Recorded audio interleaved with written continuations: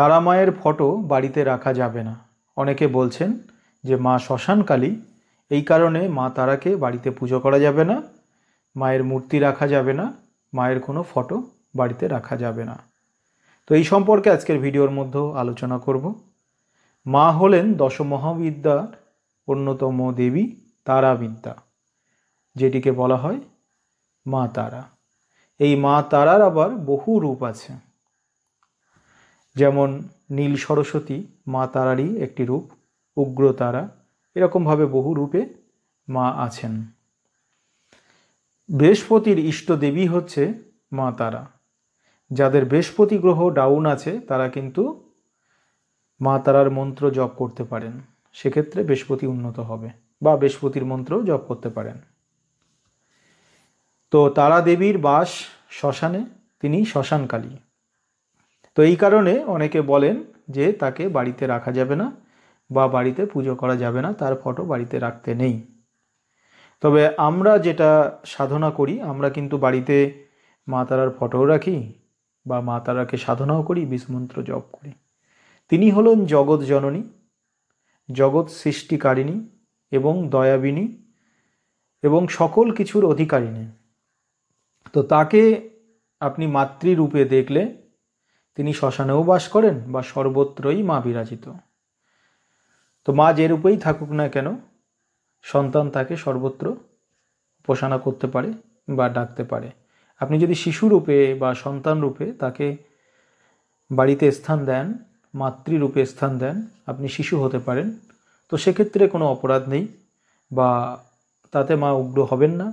উল্টে আপনার গৃহে শান্তি আসবে, মায়ের কৃপা লাভ করতে পারবেন, সমস্ত দিক দিয়ে চতুর্বর্গ ফল লাভ হবে। মায়ের মন্ত্র জপ করলে সর্বসিদ্ধি লাভ হয় এবং বৃহস্পতির হলো গুরু। তো গুরুর কৃপা ছাড়া কোনো কার্য যেমন সফল হয় না, তেমনি বৃহস্পতির ইষ্ট দেবী হচ্ছে মা তারা। তাই মা তারার কৃপা হলেই সহজে সকল কর্মে সফলতা আসে। আবার তারা মা যদি উগ্র হয় বা বৃহস্পতি যদি ডাউন থাকে, তখন কোনো কিছু করলেও আপনার কোনো কর্মে সফলতা আসে না বা লাভ হয় না। তাই দশমহাবিদ্যা সাধনার মধ্যে মা তারা অন্যতম সাধনা। তো এখানে কিন্তু তারা মায়ের মন্ত্র সকলে গুরুর আশীর্বাদ নিয়ে, গুরুর কাছ থেকে অনুমতি নিয়ে জপ করতে পারেন এবং তাতে বৃহস্পতি ভালো হবে এবং জীবনের উন্নতি হবে। তারা মায়ের ফটো বাড়িতে রাখা যায় এবং মূর্তিও বাড়িতে রাখা যায়, তবে পবিত্র স্থানে রাখতে হয়।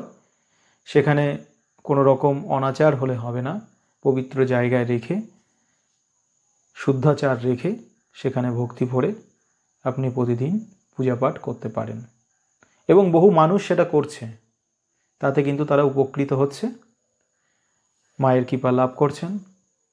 এবং আপনারা যাদের করার ইচ্ছা, মা তারাকে বাড়িতে রাখার ইচ্ছা, শুধুমাত্র তার কাছে শিশু সন্তান রূপে, ভক্তি রূপে পুজো করবেন। অত কিছু শাস্ত্র নিয়ে যদি পুজো করতে যান, অনেক ভুল ভ্রান্তি হবে।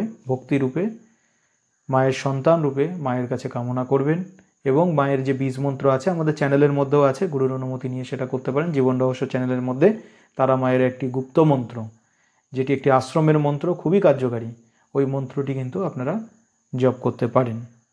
তো এই বিষয়ে যদি কারোর কোনো প্রশ্ন থাকে আপনারা কমেন্টে লিখতে পারেন। আর দশমহাবিদ্যার যারা সাধনা করতে চান, যারা সাধক আছেন, তারা কিন্তু দশমহাবিদ্যার সাধনার উপরে জোরটা দেবেন, তাহলে কিন্তু খুব সহজে শক্তি লাভ করতে পারবেন এবং মন্ত্রবিদ্যা পরিচালনার ক্ষেত্রেও আপনার খুব সুবিধা হবে।